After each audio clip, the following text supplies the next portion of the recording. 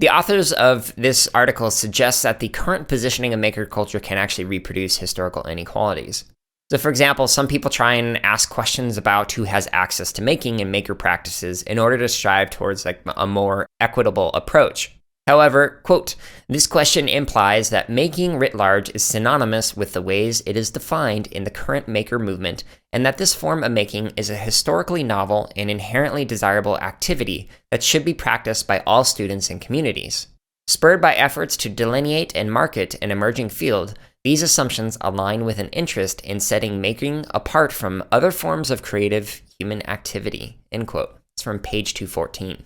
So in other words, it fails to understand the historical roots of maker practices, and it also fails to recognize that practices that involve working with one's hands are not novel approach to many of the communities that we might be working with, especially within blue-collar communities. One of the key suggestions for placing equity at the center of maker practices is to, quote, start with the assumption that practices resonate with making are already present in diverse forms in all communities, end quote. Page 218. So thinking back to the previous episodes, and particularly the interviews, many of the guests have recommended on the show to start with what kids know and are interested in, and how that approach tends to work a lot better than giving the impression that you are going to teach something about a person's identities or cultures that they already know more about than you might be assuming. The authors also suggest that we need to not only question who is and who is not participating in what is branded as the maker movement. So think of the previous Unpacking Scholarship episode that found that 89% of the Make magazine authors in that particular study were male, but also thinking through why people are choosing not to participate in such practices.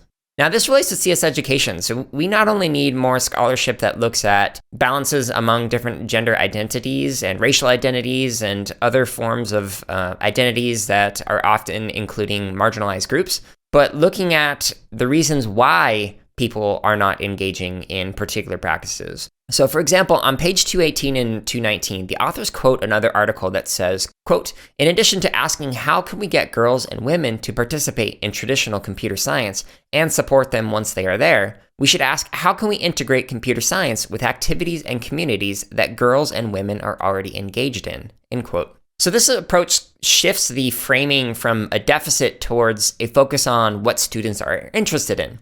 And many of the guests in this show have made similar recommendations to focus on student interest. In fact, I think almost all of the interviews have mentioned that at some point throughout the conversation. This excerpt was from CSK8 podcast number 18, which is titled Making Through the Lens of Culture and Power Toward Transformative Visions for Educational Equity. You can listen to the full episode as well as hundreds more at jaredoleary.com or by simply searching for the CSK8 podcast on your favorite podcast app so you can learn more about computer science education.